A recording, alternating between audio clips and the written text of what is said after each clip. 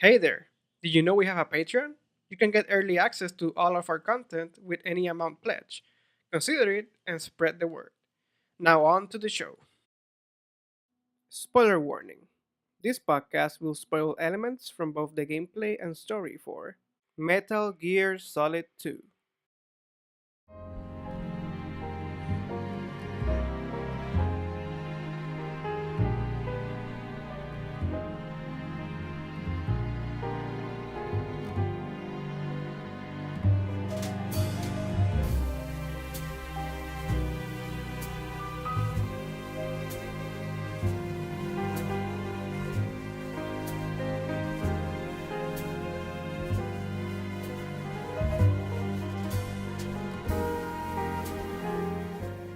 Guys, welcome to Why We Love, the podcast where we just, regular people, just fan geek out about video games.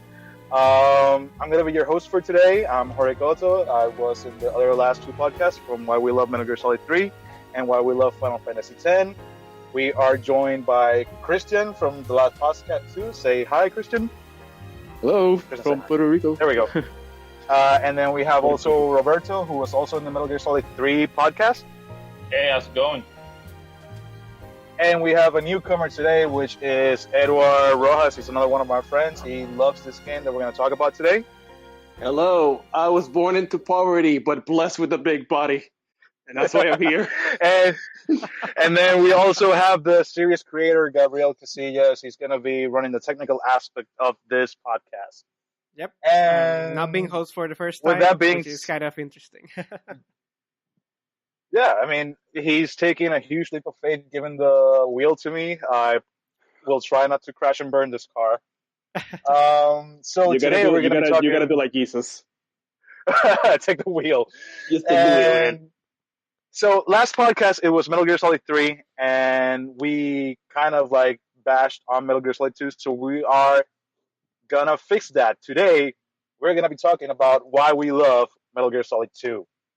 And it is actually part of the things that I remember about this game. It wasn't mostly about how much I loved it. It was the debate that this game like sparked. Because I remember like being in college and then talking with Eddie and stuff, and going like, "Hey man, I didn't like Metal Gear Solid 2," and then Eddie just wailed on me. He's like, "What?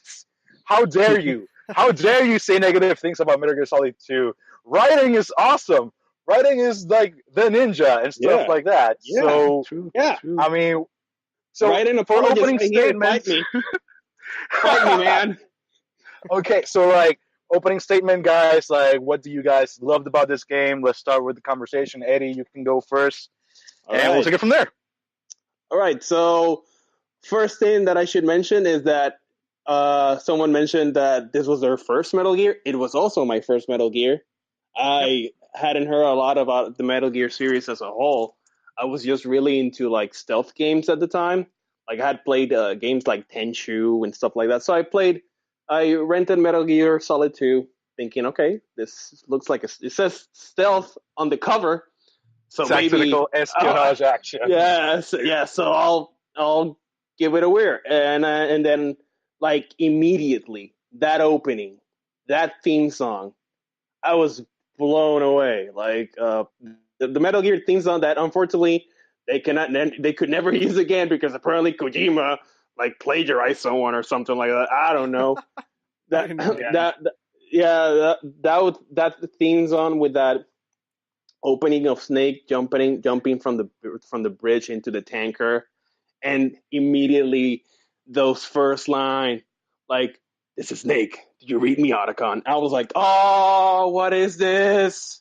So maybe my young, impressionable mind had a lot to do with why I loved the game so much. But that first that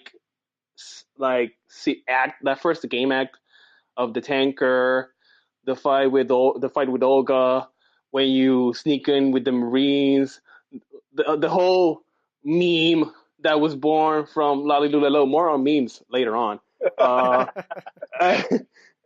And it was really like a mixture of all of these things that sort of clicked with me. And at the time I didn't understand it. It was later on when I like started remembering like why did I like that game so much? It got like so much heat because let's just mention the elephant in the room already. Let's just get it out of the way. You're having so much fun with Solid Snake, and then what happens? Who the hell is this guy? Who the hell is this blonde? So you see, part of me not like hating on Raiden was because I didn't even know who Snake was. Maybe you play Solid Snake, Metal Gear Solid 1, you would be like, oh, what the hell? This is not what I wanted. Who is this guy? I want. And even the thing is that even playing Metal Gear Solid 2 being my first game, Sons of Liberty being my first game, just that first act with Solid Snake was enough to give me that feeling. Like I felt like, what? But I was having so much fun with the other guy. Bring the other guy back. Yeah. But I keep playing. I keep playing, like, through all the battles. The battle with Fortune, the battle with Fat Man, freezing the bombs, the C4 bombs, getting the car keys, all that stuff. But I think that I feel that the part that I like the most about all of these games, and it's central to Metal Gear Solid 2, the glue that held it all together was the codec calls.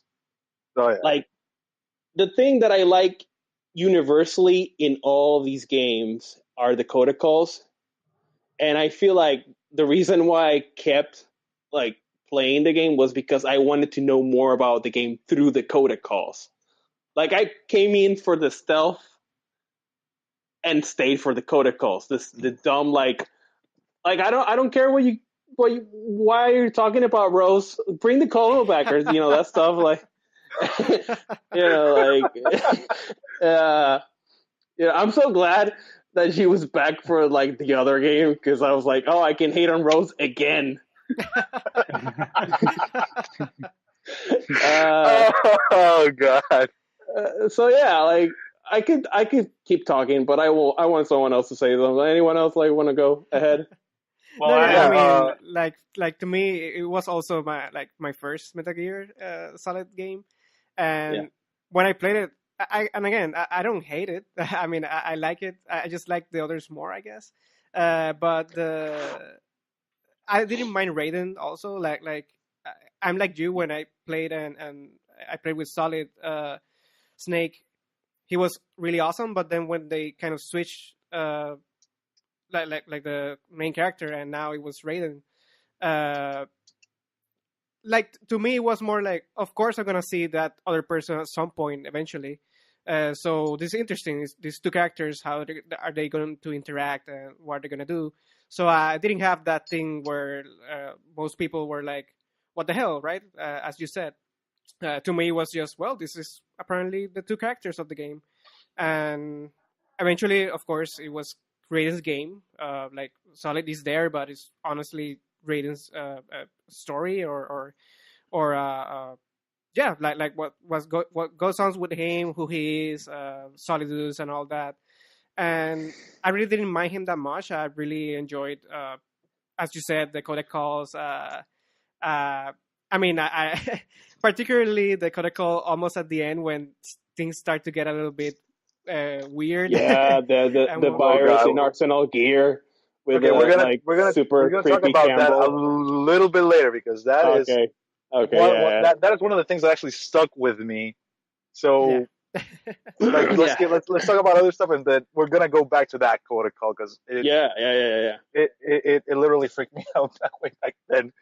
And so we gotta have to talk about that. It was really scary for me, dude. Yes. But anyway, what about you, Robert? What Christian will say about it, because I know that this is his favorite. Yeah, like he's the one that wanted to defend this game since the last podcast that we made. Yeah, well, I think that I have a lot of the same feelings as Eddie does, and I would, to add to it, I think that the fact that they pulled the switch between Snake and Raiden made the game very mysterious for me as somebody who didn't know anything at all about the game. Because then he was saying he was Pliskin, and then you meet him later on in the story and all that. So I don't know. I think that adds to the mystery of the story, and it's like, oh, so cool, right? Yeah, and it was awesome also just fighting alongside Snake at the end as well. So Yeah, that was cool. badass. Actually, that was a pretty badass scene. It all comes down to the Arsenal Gear scene. Yeah, yes. pretty much. And Roberto, what do you want? For me, I played Metal Gear Solid 1 first, so I was coming in from that point of view, and I remember the build up to Metal Gear Solid 2, like the E3 trailer. It was like the best trailer at the time with the best graphics, and pretty much what Kojima did at the start right over there was like the first game that really gave you that freedom of doing everything you want. So that bucket of ice that you see there, you can shoot it, and then the ice fall down, and you see them melt. For that to be done that on the PS2, I don't think that was ever done before. Wait. You could do that in Metal Gear Solid 2? Yeah, you can totally do like a lot of like Metal Gear Solid 2 was the one where they really like play with the physics. Wait. There were buckets of ice that you could shoot, and then the ice would melt if you stand there watching it in Metal Gear Solid 2? I think so. Yeah. Yeah, Holy actually, crap! That I don't remember specifically the scene, but I do remember seeing that video. Like you could shoot something and then like a bucket of ice and it would melt. Yeah, I remember seeing that video. yeah. If you go to the tanker level, that with Solid Snake, there was a lot of stuff that you could do, a lot of details. It was pretty much pumped up to 11, the level of detail that you could do. So it was a graphical tour de force for the PlayStation 2, but also everyone was waiting what Solid Snake was going to do. I mean, that was the whole hype. So Kojima did something. The reason why everything that you're talking about rating all this stuff, it was because even in the box set, there was no mention of writing. Everything was Solid Snake. So when you come into the game and you spend 1 hour, 2 hours in the tanker, and then you go and switch to writing, it was kind of like a hard thing to like. Okay, so you spend it, at least for me, the first time you spend the entirety of the game waiting for when Solid Snake is gonna come and switch around. I love that. The first time it wasn't really that memorable in that terms of case, but before playing Metal Gear Solid 4, I played all three again, the first three again, so I can refresh my memory and the story and all that. And I had a bigger appreciation of Metal Gear Solid 2, not only because I could understand more of the story, because I could feel the pieces more with the rest of the story, but also because a lot of the themes were more relevant as time went on. Yeah. And you could relate more to other stuff, and then you kind of relate to or can compare the story with Metal Gear Solid 1 and see what they were actually doing in Metal Gear Solid 2. Pretty much a recreation of the entire Shadow Moses incident, but in another setting with another agent. Yeah, the S3 program did the Patriots use. Yeah. So that you understand that's why rating was there. You understand that's why they pulled the switch. You know, sometimes with these games, especially Kojima games, you have to kind of just forget about sometimes reality in that sense, and you just kind of go with the story, go with the flow. And if you do that, then you kind of get immersed more in the story and get a lot of things that for people say that doesn't make any sense. It does make sense in the terms in the story and how it's presented and how it turns out. So after the second time I played it, I got a lot more appreciation on the game and what it was trying to do and the themes, and again with the Arsenal Gear codec that I think last year I even put it on Facebook because it was so relevant to what was happening that it was just mind blowing. Before doing this podcast, like I was watching the entire like every time we decide on what game is going to be for the next podcast, like I try to like watch all the cutscenes just to refresh my memory of like what the game was in terms of story wise, and that is one of the things that it's kind of cool about Metal Gear Solid 2 because like at the time, like I'm one of the few people that played them in chronological order. Like I played Metal Gear Solid 3 first because it had just come out. Then I asked Christian to lend me his copy of MGS1. Then I got MGS2. And you know when you're like a 13, 14-year-old kid, you don't. I mean, don't get me wrong. There are probably like some geniuses out there that like completely understood the game, but like it just melted my brain. Like, because it was so many plot twists, so many like the Patriot Act theme of like surveillance of information censorship of like child soldiers and stuff like that like I honestly couldn't appreciate as a kid, but like rewatching those cutscenes again, like now in 2018, I go like, holy crap! Like a lot of that stuff is actually happening. Like the Patriot Act did happen. Like there was government surveillance on. Let me put my tinfoil hat on. There was government surveillance on civilians. There's right now the internet neutrality debate going on. All the hackings of like personal information of credit scores, of PlayStation networks, of like all personal information, like it's being hacked. We have Anonymous, we have terrorist groups, we have like a lot of things. The presidential election being completely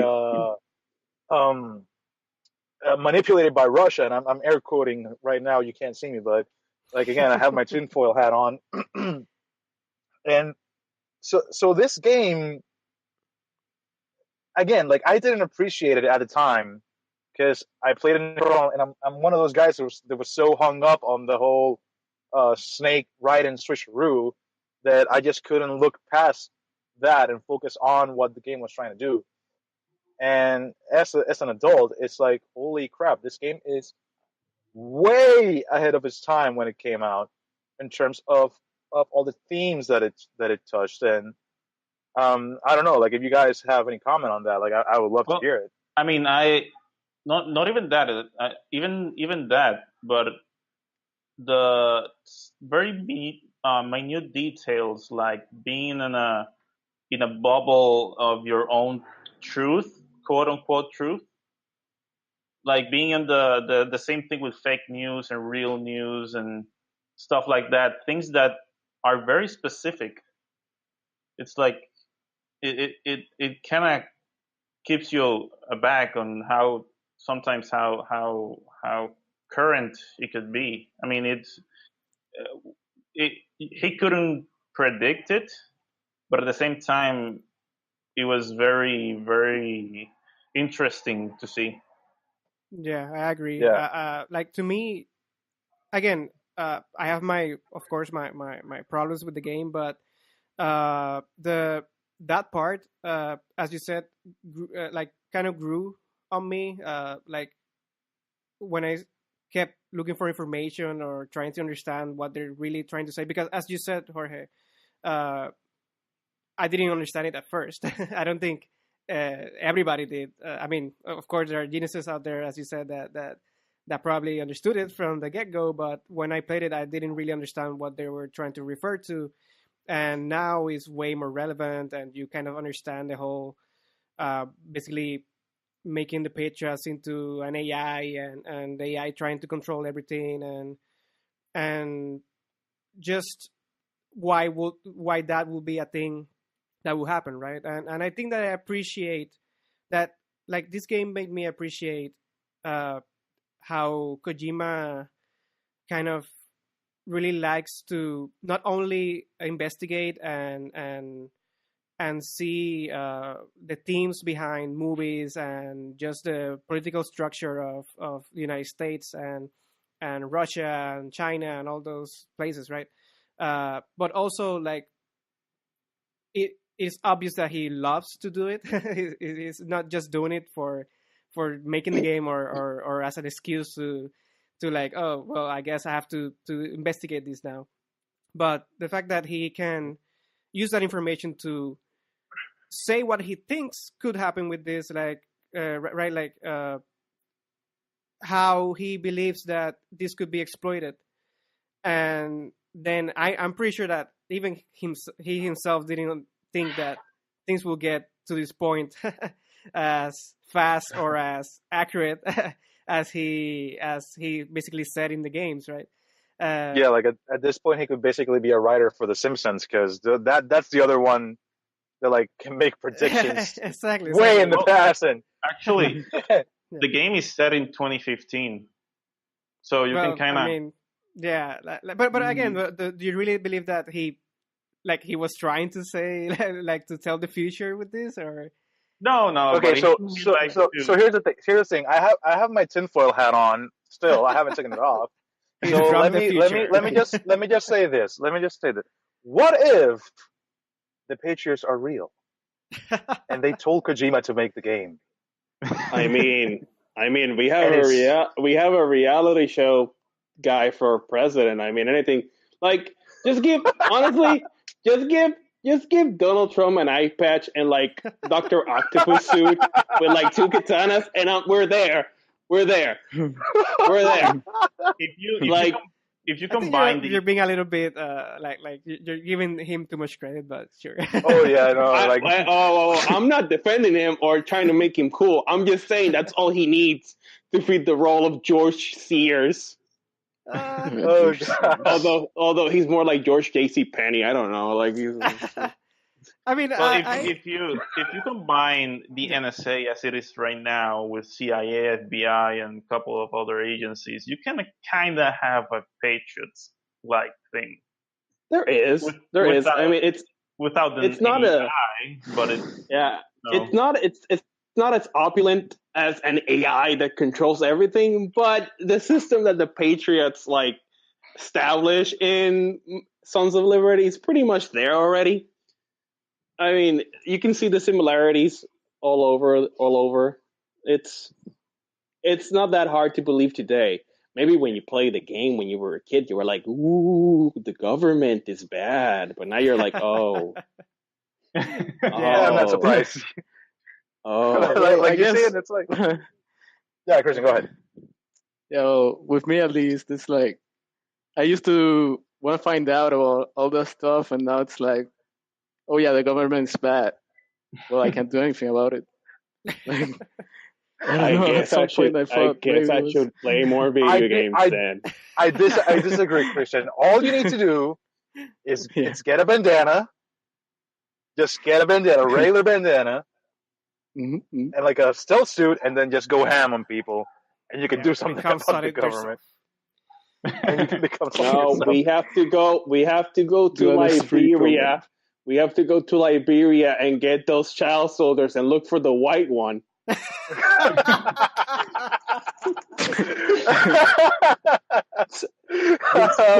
Just wear a Groucho Marx mask with like the cigar and everything. Go to Africa. Hey, I see that you have some child soldiers over there. Mind if I take a look? I'm looking for a particular one. And then you get one and you go like, hey, this one's defective. What are you trying to sell on me? Get me the R2 unit one. And that's the one you actually get. Exactly. We're all in. We're all in there. Yeah, so I have a question. Yeah. Go for it. Oh yeah, I was just remembering that. So Solidus is another clone of Big Boss. Did they ever explain Big Boss?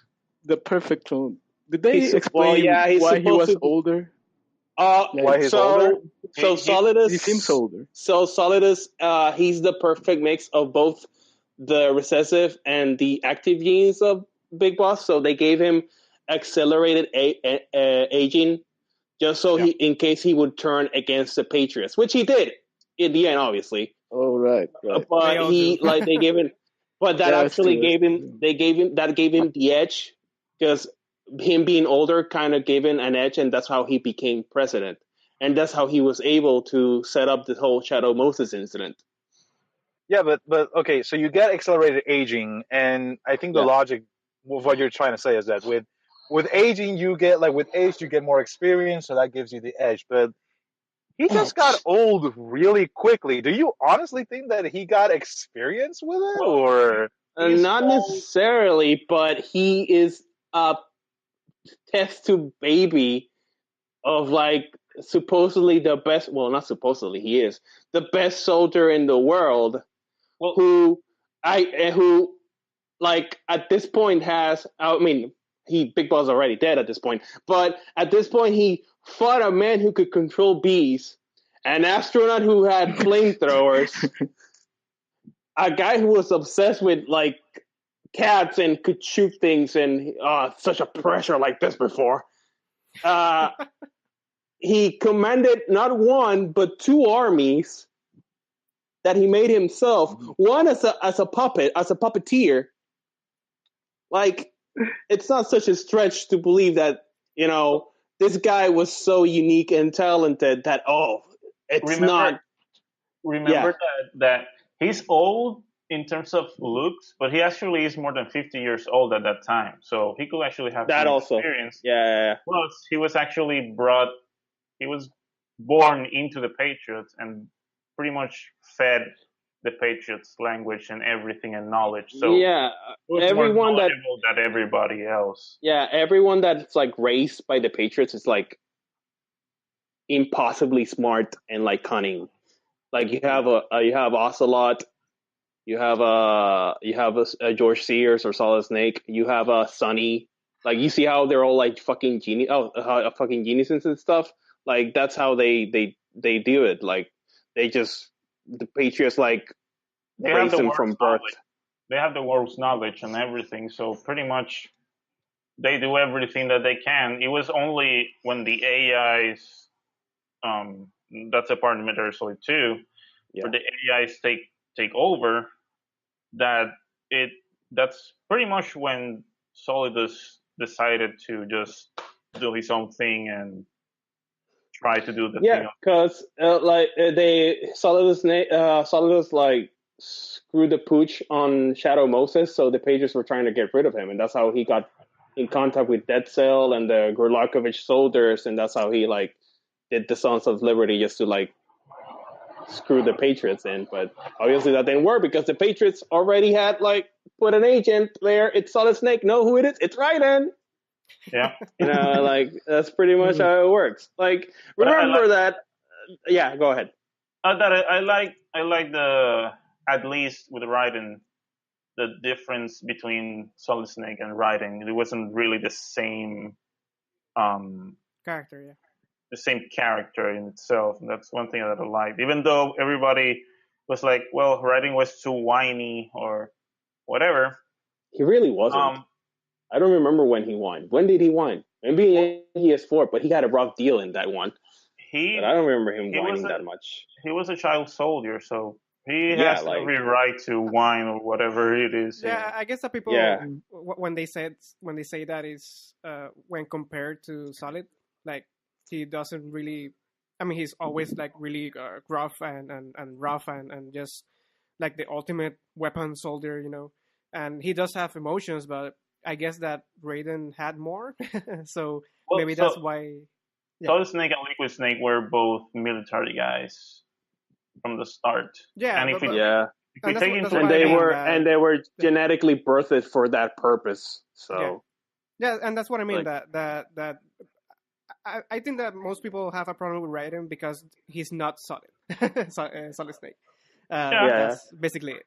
Yeah. But if the game was about him all the time and you didn't even see Solid Snake, I'm pretty sure people will have a different opinion about him.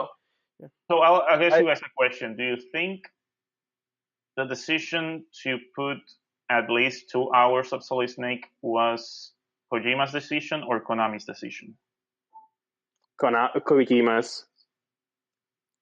Because I so think it could be said that it was Konami that said, "Oh, we need to sell this game for younger audiences or other types of audience, maybe a female audiences. So let's make a younger character." So maybe it was Konami's decision. Actually, I think it You was think? that.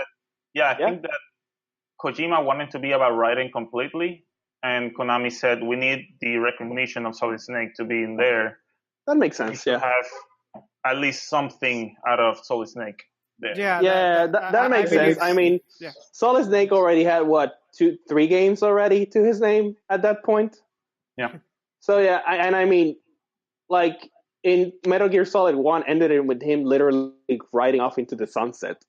Like that could have been the end of that character completely. You didn't need to like bring him back. That's true, I guess. Yeah. So I also believe that is true, just for the fact that the whole split skin thing was that his name? Iroquois Plissken. Yeah, Plissken, yeah. Yeah, whatever his name is. I can't really pronounce it well enough, I guess.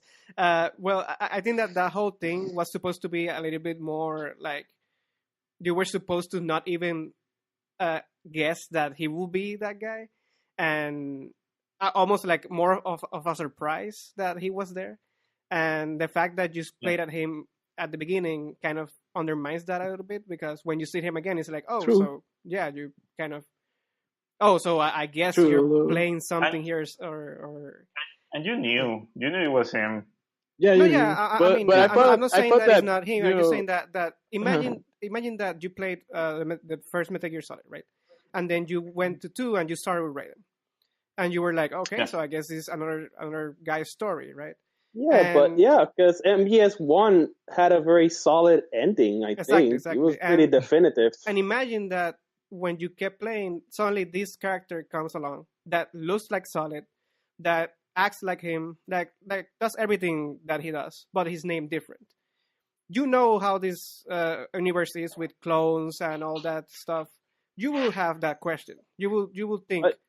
I guess this guy is the guy that I think it is, and like the fact that you played him at the beginning completely destroyed that mystery. Of course, it wasn't supposed to be like a big mystery, but it would have been at least somewhat of a mystery. Do you think that Kojima planned all of these games beforehand? No, he said so himself. It's not that he plans along. He knows the plot points, right? Yeah. But he has the bullet points of how the outline of how everything's going to work. This leads to this leads to that, or could lead to that. He has that at least. But he doesn't so he has the bullet points, and some games are only revolve around one of those points. So every game is like he expands around that point. So when he made the other Metal Gears, he was trying to get to the other points. Yeah, because MGS1 did kind of like sort of finish Solid Snake's quest, but it still had that credit stinger at the end. So you're like, oh, did he plan for a sequel? Did he plan this like games? Like, because it always comes back. It always comes back to like the core themes of each game, which is gene, meme, and scene. Well, the so I always think, yeah. Go ahead. Sorry, the problem with game development is, especially if you're contracted by a big company like Konami, you don't know if you're gonna make the sequel. So you can, if you want to, plan ahead. I mean, he had the story from the 16-bit era, right?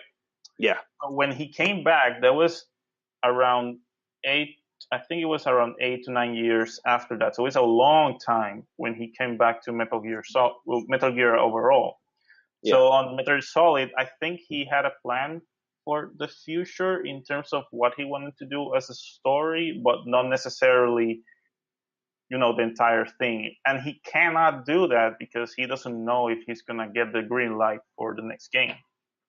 So it's kind of like you want to have a blueprint of what you want to do, but don't waste too much of your time trying to find everything, because you may not have the capacity or the opportunity to continue that.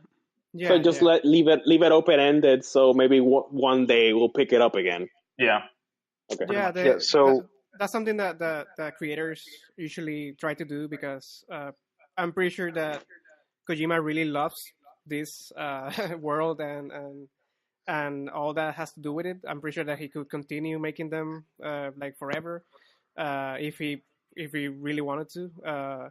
So I think that the idea of creators usually, and you can see that in series and movies and just basically any media content, right?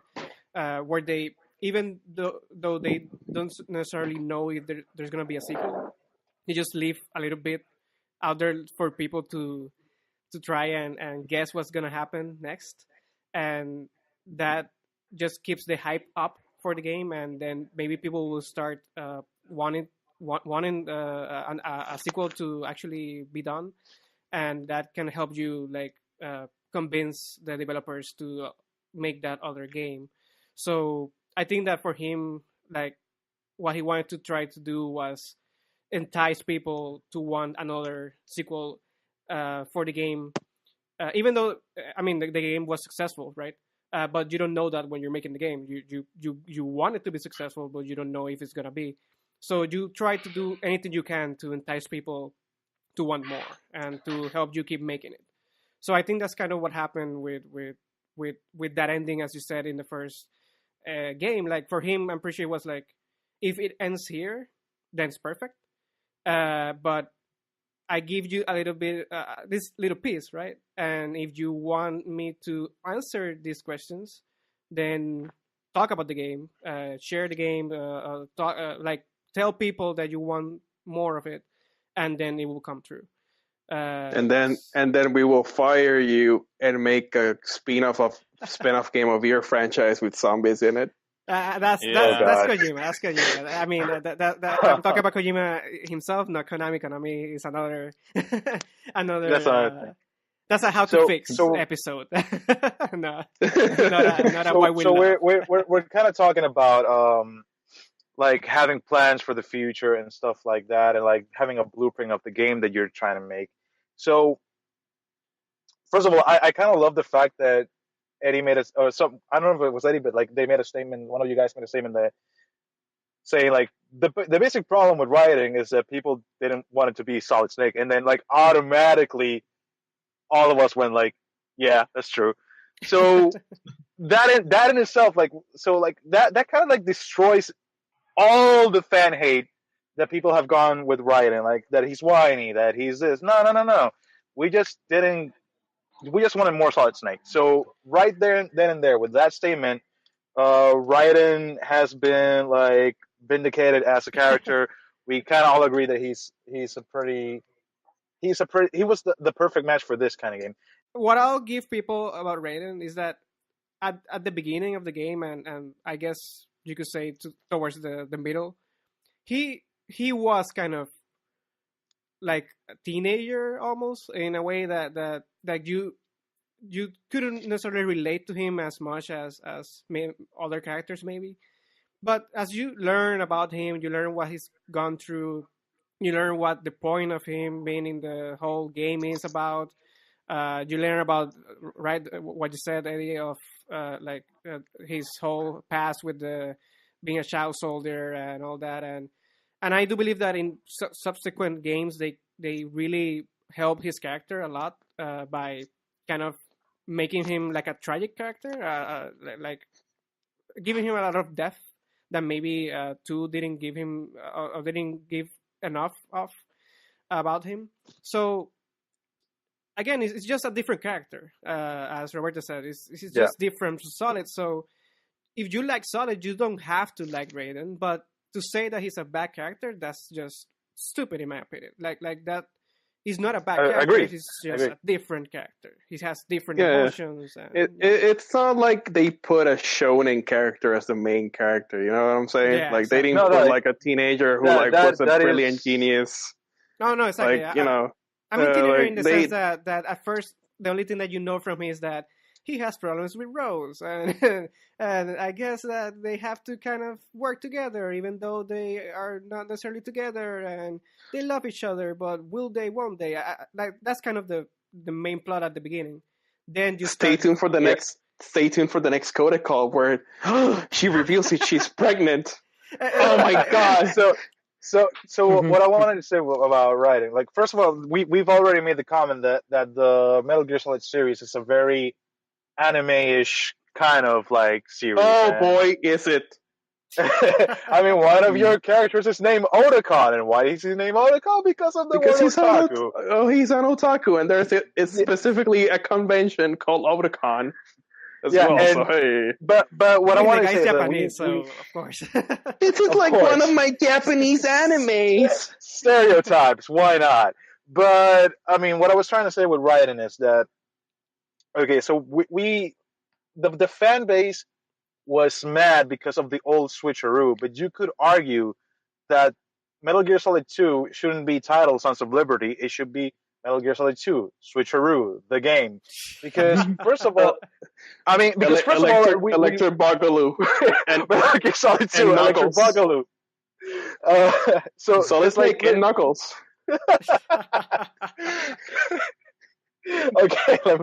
okay. So because we start off with Metal Gear with Solid Snake, we switch to Raiden, and then it's a fairly straight.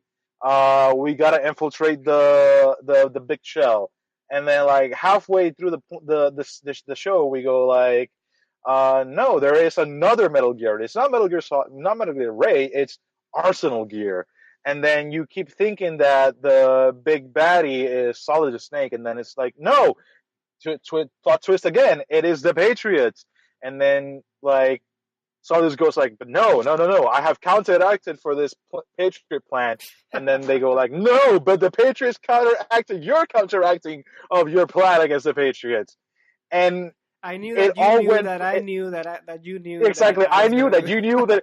Oh, you're brilliant, sir. But beyond that, like it went from tactical espionage action to metaphysical, and just like that, you know.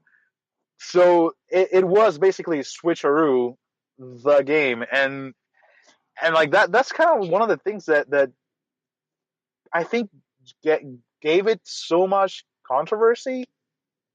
Not just the fact that it wasn't Snake the protagonist, but it wasn't really about destroying a Metal Gear. It really wasn't about that. Yeah, we have to be fair. So, like the ending of that game is really confusing. If you're playing the game for the first time and you're even for Solid, like for Metal Gear Solid fans, it's kind of like do you know how much hate Matrix Reloaded garners because of the Architect scene. of the architect scene? I'm not This saying was it's basically- architect like to that level, but I'm saying that it is kind of something like But that. it is where- similar, yeah. There's a lore, like a metaphysical, psychological Exactly. lore dump at the end, and it's a lot of it is like told through like this machine that has been basically guiding Raiden, and he's like all like screwed up because of the virus that they injected on him. But he's telling you all the facts between all the facsimile, right? Exactly. And exactly. then and like so there are similarities to that where you're like wait what, because there are like dramatic and metaphysical elements introduced in Solid 1, yeah, but they don't reach this like fever point until you reach, because if you play, let's say the tank, like you said, the tanker scene doesn't exist. You start the game, it's Raiden, and the Raiden story is very straightforward until that point. yes, exactly. Like, yeah. you get into this vase, you have a mission, go and do it. Okay. And then, you gotta get these bombs. Okay. Now, what next? Fat Man. You gotta kill Fat Man. Okay. Laugh and grow fat. Okay, go. I did it. Yeah. There's this guy, your contact. Go get your contact. I don't know who my contact is. It's Cyber Ninja. Sure. Okay. Iroquois Pliskin. he looks like Snake, but we don't know that, right? Because you're playing as someone else. So it's very straightforward until he gets captured and brought into Arsenal gear, and then everything goes like everything's a straight line, and then it just veers off to the left immediately. Like, whoa, what happened here? Yeah. So And basically, you, no, yeah, sorry. no, Robert, go for it. No, that basically it's the Shadow Moses mission part 2 until that point. That's Yes, where exactly. everything- Because that's where everything goes to the out the window. Solid Snake wasn't supposed to be there. Yeah. He was the wild card of the whole Yeah. thing. Like Yeah. the mission was supposed to be, since the S3 program is supposed to manipulate the lives of humanity and society, we're just trying to make another Solid Snake through putting him through the same putting this soldier through the same situation. Like, we have someone that sort of had the same upbringing. He was a military child, so we put him to the same situation, and maybe we'll get a Solid Snake and repeat history, and we keep doing the same thing over and over again. But then Solid Snake comes in and ruins all of that, and kind of breaks Raiden out of that. Yeah, exactly. Yeah, that's where things go haywire and everything. Yeah. Like that. Yeah, And that's the And you thing, notice like, things are. Like I believe Yeah, Gabby, go for it. that's the reason why people have such a problem with the game. I think on that end, just because of how different it is from the franchise, and remember, as you said, Roberto, the year of that game, in game, is 2015. When was the game released actually? Like 2001. 2001. So we have 14 years of technology getting better and better to the point where now we can appreciate that ending for what it is. But at that point, nobody knew. No, everybody was like, "What the hell is Kojima smoking?" Babble. Well, imagine if we were not 15 or 12 or 11, depending the age, and we were the age that we are now when we play that game. Yeah. Would we not go what the hell is this? Yeah. Because again, we were pretty young, and we saw these things, and we're like, yeah, nanomachines and stuff. Whatever. I know that wasn't introduced in that game, but you know what I'm saying. You see all these cool stuff. You see Fortune, and the bullets don't hit her. Oh my god! And you think that's the coolest thing ever, even though she's probably the weakest villain of them all there. But hey, But it works. It works. All the characters have a function. Everything has it all moves great. Yeah. And again, it's going to a straight story, and even up until he gets tortured and whatnot, which is very again it's also very reminiscent of Solid the 1. first one. Yeah. Everything is reminiscent of, and that's kind of the point, because when Raiden gets introduced, he's scuba diving into the big shell. He rides an elevator. As he's riding the elevator, he takes off the mask and whatnot. But everything's going straight forward until that scene. And he gets an Emmerich as a partner for a while. He gets an Emmerich and when you take the hard left, the codec calls. Those freaking codec calls that I told you we were going to go back to, and this is the point. We're here. The Garbier left, and now we're here. This is where I, as a probably 13, 12-year-old kid, got freaked the hell out. Yep. Dude, with those I played that part at night, at 12 a.m. alone in my house, and when the Cyber Skull Campbell starts speaking with that modulated voice, I'm like, no, I did not sign for a horror game. It says stealth on the cover. What is this? What am I playing? And it got to a point where Cyborg, not even Cyborg Campbell, like Mecha Campbell goes Campbell goes right in, turn off the machine right now. This mission's a failure. I go turn off the game right. I go fish and mail. Fair enough. I don't want to hear this right now. The music is eerie. Your voice is creepy. I'm turning it off. I'm doing as you said. Bye. That is so bad, that game. And it dude, first of all, brilliant part of Kojima and saving a lot in animation by making half of all the dialogue go to like codec signs. That's Because just literally when that's you- just And what they the did the game same thing lets in you do, one.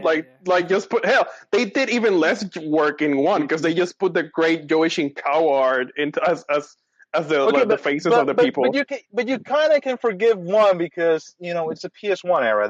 This technology wasn't as good, but you're thinking like, hey, PS2 time, we got better graphics, we got better technology, and whatnot, and then every cutscene they go like, okay, let's go to nano machine. Let's go to like.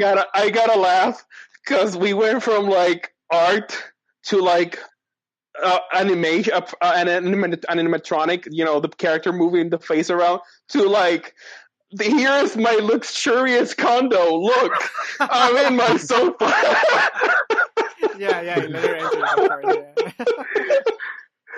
But yeah, first of all, brilliant use of the codec technology, and then they just up the creep factor because they did it in the first one with Psycho Mantis. Like you don't know what the hell's going on with Psycho Mantis, and you get creeped out because like he makes the DualShock thing like vibrate.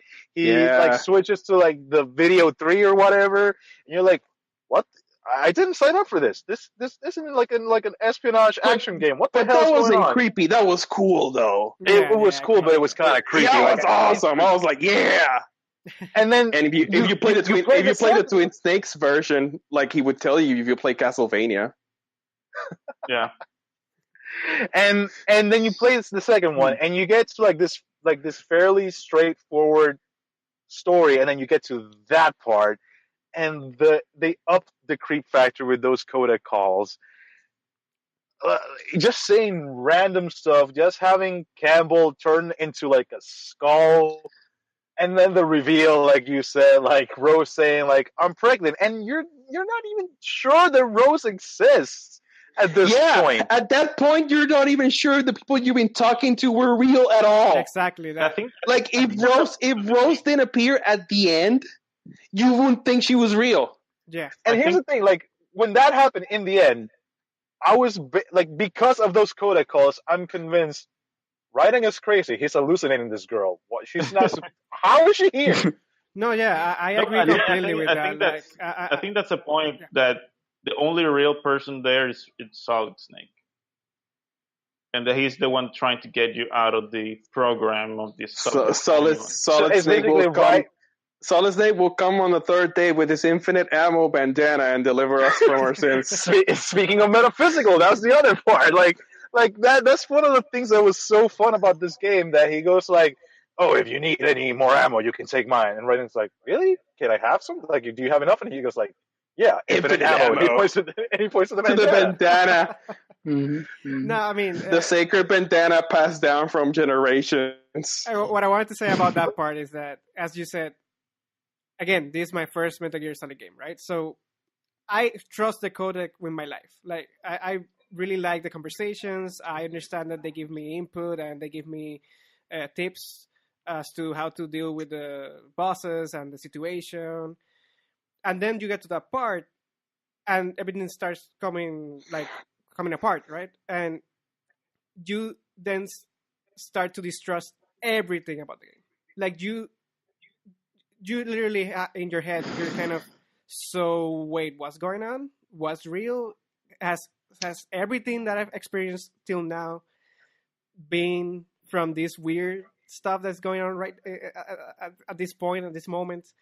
And I think that's the most memorable part for me about the game, because it completely changed what I expected the game to do after that point, or at least up to that point, right? And just everything that I had experienced before it. And whenever a game can do that to you and kind of use the mechanics of the game and the things that the game has taught you to use throughout the whole experience, and then use that to kind of mess with you and do that so effectively, that's amazing to me. Like that's an amazing thing to do in a game, and to do it effectively is just plain genius, honestly. So I will always remember that part. As you said, Jorge, for what they said, for the things that the colonel and just everybody said, and they're just so mean to you, and they're just so random, right? But just how it opened the game for me.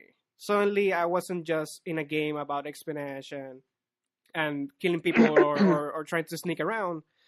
I was trying to figure out something that even the main character was like, what the hell's going on? Like, nobody understands. You don't understand. Nobody can, like, the people that you trusted to tell you what's going on are not there to help you anymore. They're the ones actually causing the problem or causing you to not understand anything. And then you enter Solidus, and he starts to basically tell you everything that's going on and like his plans. And again, I think that's Dying. amazing to me that how that game did that, and not many games do it right, and I think this game did that part perfectly, honestly. Yeah, you can always say a lot about a developer and how they can bamboozle the player to say in little words. Like there are better words for what they did there, but it's not just tricking. It's like delivering the player into a false sense of security. Yes. To then just take the rug from over them, below them, and be like, no, this is the real state of things. Exactly. You've been in a simulation. It's a rough wake up call, and they did a good job using Raiden to portray that feelings to the player. Exactly. Yep, I agree. Because at that moment, you feel exactly as Raiden is feeling. You don't know who to trust. Yeah. You don't know what's up and down. You're like, what's going on, and that's amazing, and that's great. Yeah, on this game, mostly Kojima either wants the player to be the main character, like a comparison to the main character. Yeah. So mostly what the main character sees, you are seeing or you are feeling, or sometimes he likes to do that with himself. Like Metal Gear Solid 4, Old Snake was kind of like Kojima at that point, and so yeah, it was him portraying his feelings of feeling old into the character. Like he wanted to create an older character just to portray that. Yeah, and for example, the difference between years is the same between a game and what happens in the game and that sort of stuff. And at least for Metal Gear Solid 2, pretty much the player was writing. Yeah. And everything he was going through, it was supposed to be what you were feeling too. And as, lost, like you're saying, that part is like you feel so in tune with him at that point that I just think that's the climax of this game, right? Like at that point, everything changes. Excuse me. And as you said, I've never felt more connected to a character before that point, because as you said, I'm just as confused as he is. And the way he looks at Solid Snake is the way we look at him. Yeah, because he's this wild card character that we sort of know, exactly. And he's just there and he's helping us. And then for a minute there, we don't know if he's helping us. What if he's betrayed us? And then he comes back to help us, and oh yeah, I knew Solid Snake was with us all this time, and that's probably how he felt, and that's how we feel at that point. Yeah.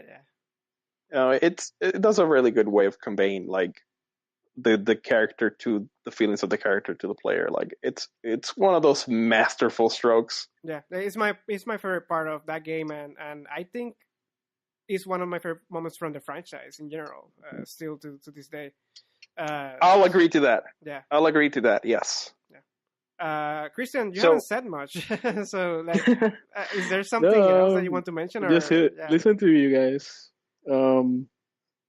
It's just I'm kind of trying to figure out some of the details of the story in my head. I kind of don't remember.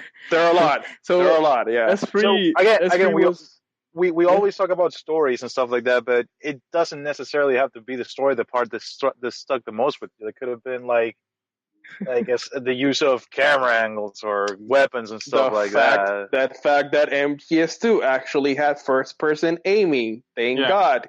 Because First playing the time. first one and shooting was hell, to be honest.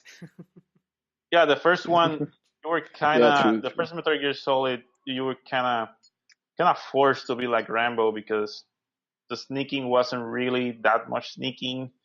Like you could do it, but Mhm. on the second one, since shooting was a little bit more nuanced because you could shoot the radios and like go behind the enemies and hold them up, and you had the dog tags and all that stuff, and so you could. It was first person on the shooting and stuff like that, so you could actually be a little bit more sneaky in that way. So you could hide enemies in the lockets and Yeah, all that. there is like throughout all the story progressions, there's also like a lot of gameplay progressions through games. Like each game gave you more skills to hide or stealthily go through places. Yeah. And like it kind of peaked with 3. Like 3 gave you the most things to do. But like each game just 2 was that. 2 was like you can like follow characters, you can shoot the radios, you can do all those sorts of things. Interrogate them. You can hide You their can bodies. you can do all Anyway, sorts of things. Yeah. So we're talking about like memorable parts of the game. What about you, Christian? Like, what was one of those points where you were like, "Holy crap, I love this game"? Well, I'm thinking about the Harrier fight. Like that one was very difficult. It was like, oh my god, I died so many times.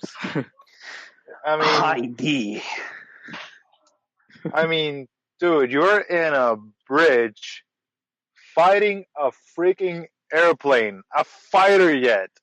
Like what? Like what? That is something that I hadn't done yet ever in any game.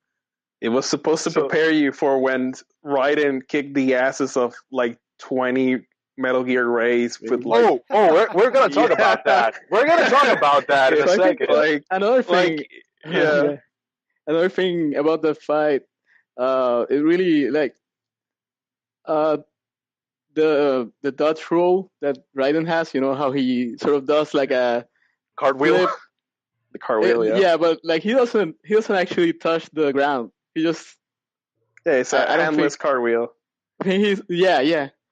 So that fight kind of highlighted that a whole lot. Like you needed. It was very like it just had to flow. Like you just had to predict when the missiles were coming and time your dodges and all that. It was if you're skilled enough, even you can dodge the missiles from a plane with cartwheels at point blank range, basically. Yeah. So like Raiden got a lot of hate, but here is where I think we can all agree that he became a badass. First of all, they gave him a ninja sword. Yes. Second of all, the beginning. After you got a ninja sword, that's the beginning. Second of all, the beginning. Like Eddie said, Raiden beat 25 Metal Gear Rays in a row in a very small, confined room. Okay, to Arsenal Gear's defense, that could have been like Patriot programming, let him win. But who knows? Don't ruin it. We're building up Raiden. Don't ruin it. Don't ruin it. No. Hey, you can build down Raiden at this point. He still is in Revengeance. You cannot delete Revengeance from existence. But yeah, I mean, no matter of building down can defeat rules of nature.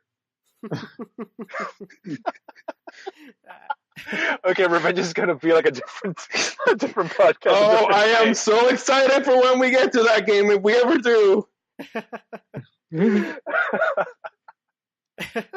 I know that there are conflicting opinions about that game, but yeah. I told you, Eddie's one of the biggest fans of Metal Gear Solid series. Yeah, And a fan of Raiden. I Dude, like the fact that yeah. we're even defending Arsenal gear. Well, yeah, because this is all like systematic, right? This is all planned by an AI. yeah. So, like, in a way, you can't just go.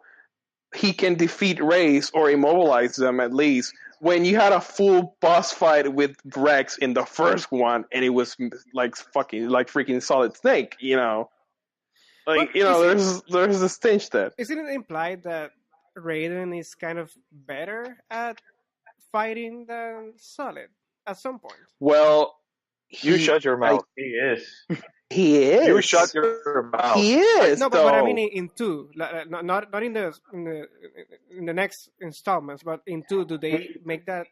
That doesn't, George. That doesn't make him better than Solid Snake, but he is better at some things than him. So Solid Snake is a stealth specialist. Yeah. Raiden is an arms A specialist. soldier, basically. Yeah. Yeah. Yeah. Okay. I will concede that point because there must be a reason that it's called Jack the Ripper too. So. Oh yeah, right. I mean, There of is. course. There is. So It's stupid. explained in the game. Yeah, I didn't exactly. remember the fact that that was his nickname. After all, He was. Anyway, It was the Jack the Ripper and the White Devil were his nicknames. He quit to watch. Ikusuachi. no, I mean, I guess Ace Ventura joke. I guess I mentioned that just because of the fact that maybe, I mean, sure, I guess that you could say that Arsenal Gear wasn't necessarily bringing its A game, as you would say, to the fight. But I do believe that at that point, the fact that you were kind of teaming up with Snake, and the fact that you weren't really following the rules, made you a threat. So I think that they were trying to kill him. So the fact that he was able to do that, to basically destroy these things so easily, is So I would Yeah. say that You do gotta. Ray than the Rex. I'd say that's more against the Ray than the Rex. How so? Because the Rex stood up like it was you needed to do a lot of missiles into Rex to actually beat it. Meanwhile on Ray you didn't really that many hits. It was a newer version, but not necessarily a more defensive. It was more mobile, but it wasn't stronger. Remember that all those Metal Gears, the only purpose is to launch Nuclear missiles. Nuclear weapons. nuclear weapons or nuclear attacks. So they're not necessarily thinking about fighting human beings.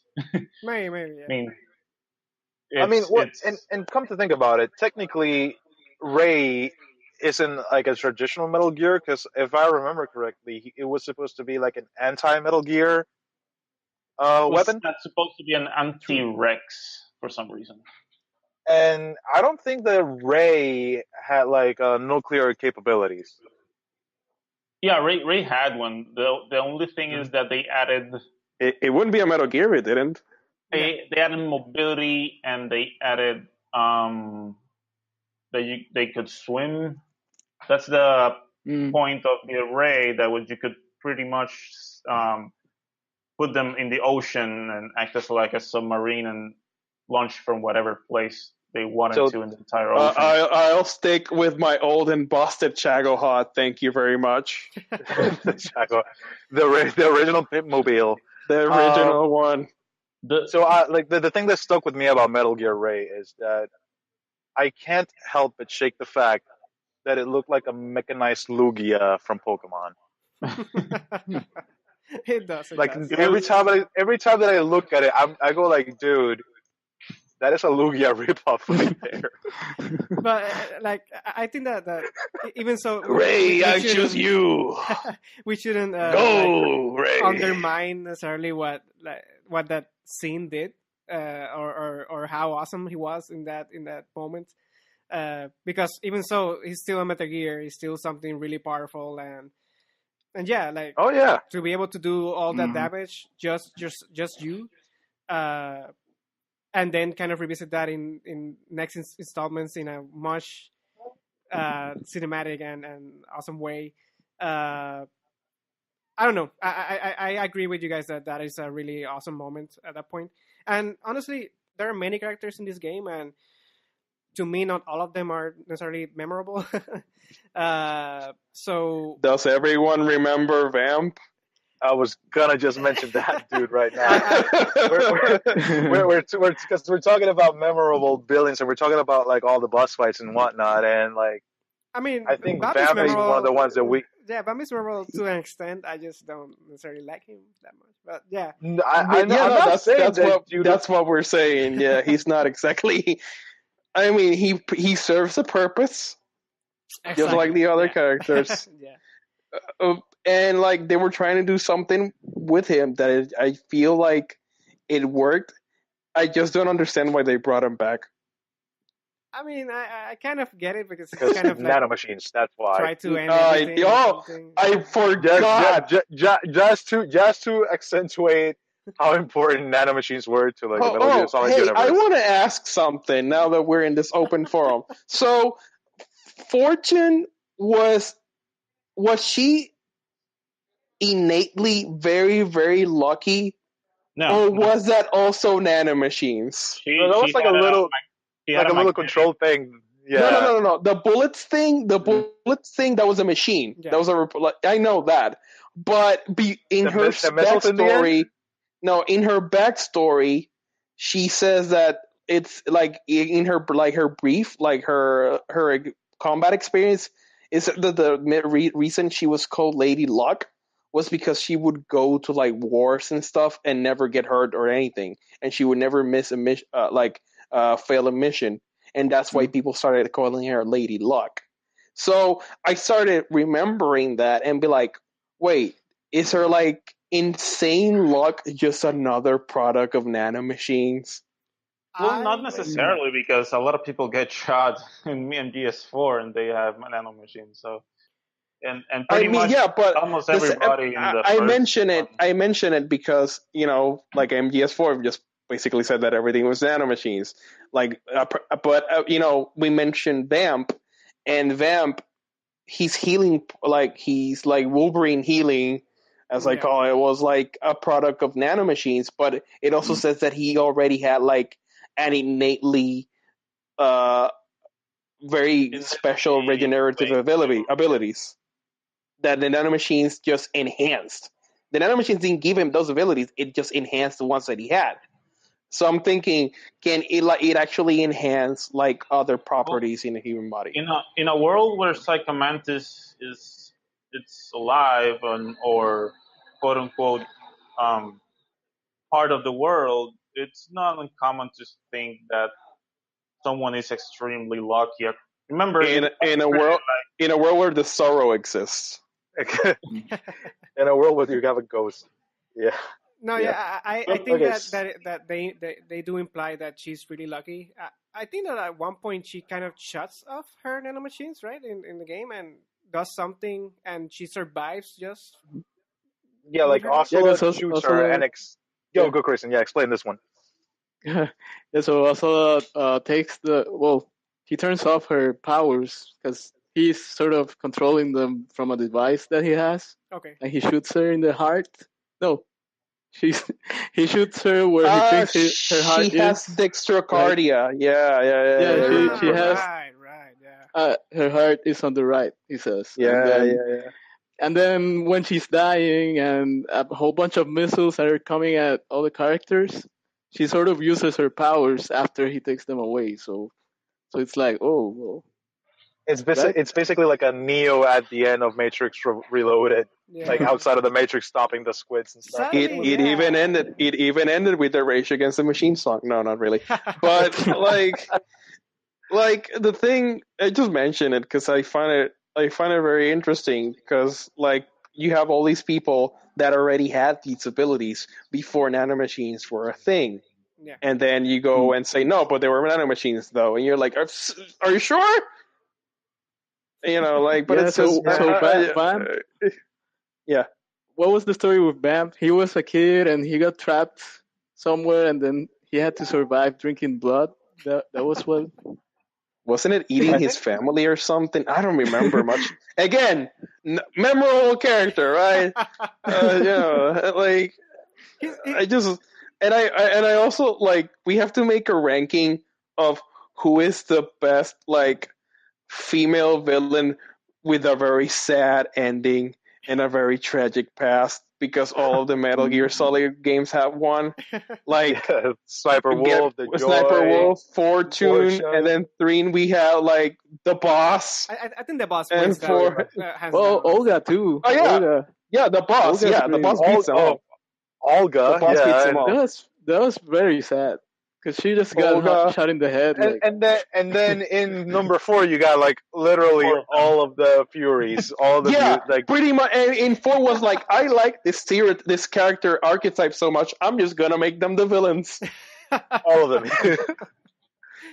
They're all sad. They're all tragic. Ha! This one survived by eating her family. This one survived by eating animals.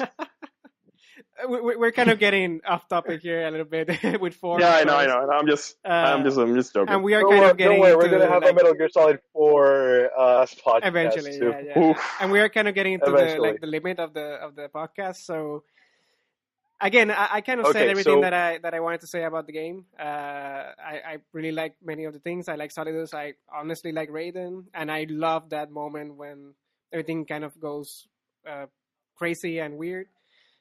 So yeah, for me, again, I will always remember that game for just those things, and those are really great things. So yeah, there's no shame in Okay. in that.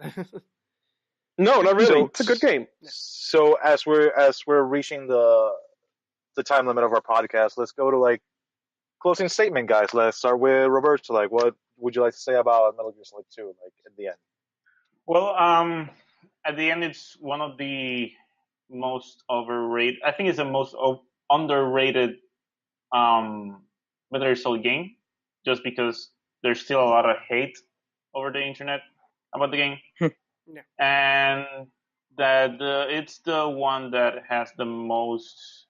I think that in terms of its themes, has aged the best. I agree. Yeah, totally. Christian, what would you like to say about this game? well, I love the game because I just had a blast playing it. I love the game mechanics, and it was just well, like Eddie. I used to play stealth games before, like Splinter Cell, and to me, this was just blew it away completely, man. Like, I just loved it. So that's Important. about it. It's all about having fun. Yeah. And what about you, Eddie? What would you like to say about this game? I think that MGS2 is where the series peaked thematically. All the themes that were introduced in 2, like, they simultaneously like, just reached like their fever point in that game, and it's kind of sad that the rest of the series couldn't like capitalize fully on that. They sort of have to retread something. So to me, that's why even though it's not my favorite, but it's really like top over there because of that. Because it did try to go out of its way to be different, and it succeeded. I mean, that is interesting. true. Like, it's those are all very interesting and very true statements. Again, like I will say that I didn't appreciate this game the first go around. Like a lot of guys, like I just was expecting something different. But as time grew, like Roberto say, like this is one of the ones that has aged very, very well. Like all of you guys say, like the game mechanics, the themes that were touched in this game were stuff that are pretty relevant today. Yeah. And again, like if you guys, our audience, hasn't played the game, there are ways to get it. If you have a PS3, there's like the Metal Gear Solid Legacy. I'm not sure if you can get it in Steam. Like You still we, get we no, it's not in Steam, but you can still get it like on the if you're lucky, you can still get it. It's probably like in a bin somewhere. Like you should check Oh, on I Amazon have- for sure. I have Metal Gear Solid. What's the substance? Substance. I Like, still yeah, have- no, that's good. I That's just saw it the good. other day. I found it. I have all 4 or 5, but the problem is that you cannot really find a working PlayStation to Mhm. play it. So it's kind of So if you have a working PlayStation, ask Roberto for his address, and he will mail you the game so you can play it. Maybe we can come into some terms here. You give me the console, and we'll play the games. Exactly. Guys, No, but is there any? I'll check Yeah. if it's available somewhere and put it on the links and descriptions. Sounds Awesome. please. So guys, is there any final message that you would like to say? Anything you would like to plug? Twitter, Facebook, whatever you want to say. Yeah. not right now. Not right now. We're all good. That legacy No, collection no. comes. That legacy collection comes with Peace Walker 2. You should play that game. I don't care about what people say. It's good. Oh god. I know. Past sucks as a character, but play it.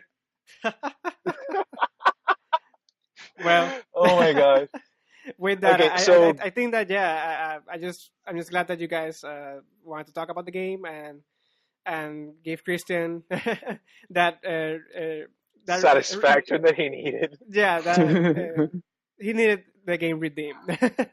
After, And I think we did that fairly well. yeah, Um, and just keep Hey, watching hey. the other Hey, podcasts guys. from this channel. Hey, guys, at the end, and basically We were all right in.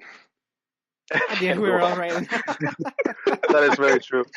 So I anyway, guess we're all rated. That I think that's the thing we have to say at the end. We are all rated. hashtag we're all right in. Guys,